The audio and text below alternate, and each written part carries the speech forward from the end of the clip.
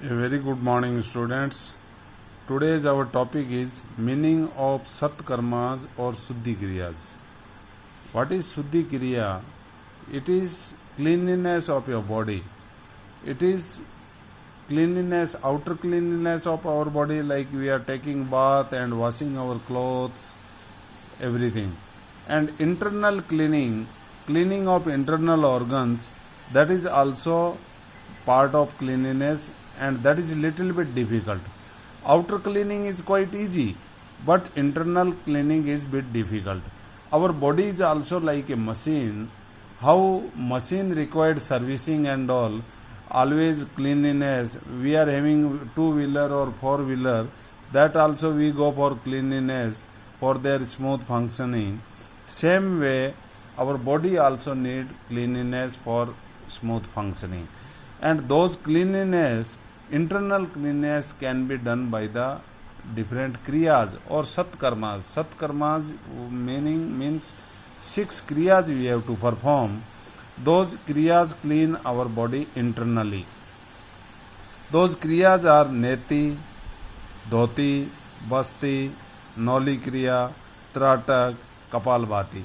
See, generally kapalbhati we called as a pranayam, but kapalbhati is not a pranayam.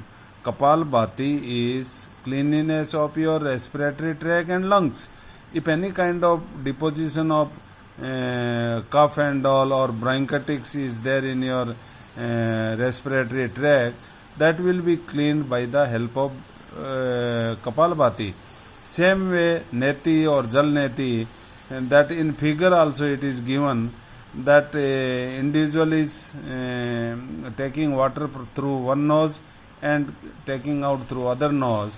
This is for cleanliness of your nose. Same way, dhoti, basti, cleaning the food tract. Noli kriya is the abdomen muscles. You might have seen Baba Ramdev rotating the navel portion clockwise and anti-clockwise.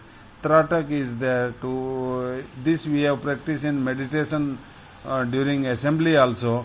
Tratak means widely open your eyes and keep watching one particular object without flickering your eyes.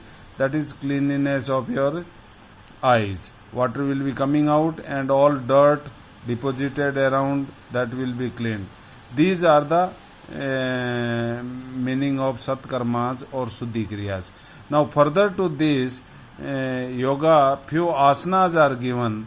Those asanas you know very well, and you can go through in the book also, like yoga as a concentration, and some asanas are given that will help in concentration also, and some exercise point of view, the benefit of that particular asana, and what is contradiction when you are not supposed to do that asana, that you can read in the books, like Padmasana or Sukhasana. He is sitting in the Sukhasana. This benefit of doing this asana, and what are the contradiction of this asana.